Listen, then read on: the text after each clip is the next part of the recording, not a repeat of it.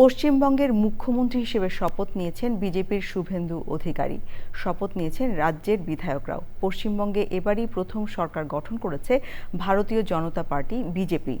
শপথ অনুষ্ঠানে ভাষণে প্রধানমন্ত্রী নরেন্দ্র মোদী বলেন, পশ্চিমবঙ্গে বিজেপি সুশাসন প্রতিষ্ঠা করবে, সব নাগরিকই নিরাপদে বসবাস করতে পারবেন। তামিলনাড়ুতে ভিসিকে ও আইইউএমএল নামে দুটি রাজনৈতিক দল নিঃশর্ত সমর্থনের ঘোষণা দেওয়ায় সরকার গঠনের জন্য প্রয়োজনীয় সংখ্যাগরিষ্ঠতা পেয়েছেন টিভিকের প্রধান থালাপতি বিজয়। সুদীপ্তা মাহমুদের রিপোর্ট। কড়া নিরাপত্তায় কলকাতার ঐতিহাসিক ব্রিগেড প্যারেড গ্রাউন্ডে আয়োজন করা হয় শপথ অনুষ্ঠান।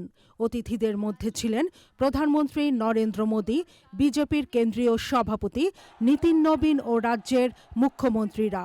ছিলেন বিনোদন জগতের সেলিব্রিটিরাও।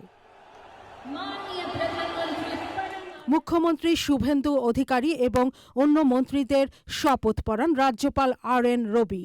মন্ত্রী হিসেবে শপথ নিয়েছেন দিলীপ ঘোষ, অগ্নিমিত্রা পাল, অশোক কীর্তনিয়া, নিশীথ প্রামাণিক, ক্ষুদিরাম টুডু। প্রধানমন্ত্রী নরেন্দ্র মোদী বলেন, বিজেপি পশ্চিমবঙ্গে এমন সরকার গঠন করবে যেখানে সবাই নির্ভয়ে বসবাস করতে পারবেন। হিংসা বিদ্বেষ ভুলে সবাইকে একসঙ্গে কাজ করার আহ্বান জানিয়েছেন তিনি। তামিলনাড়ুতে ভিসিকে ও আইইউএমএল নামে দুটি রাজনৈতিক দল বিজয়ের দলকে সমর্থন দেওয়ায় 234 সদস্যের বিধানসভার সরকার গঠনের জন্য প্রয়োজনীয় ম্যাজিক সংখ্যা 118-তে পৌঁছেছে।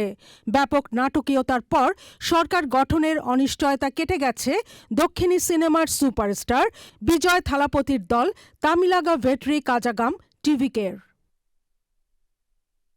Sudipta Mahmud, channel I.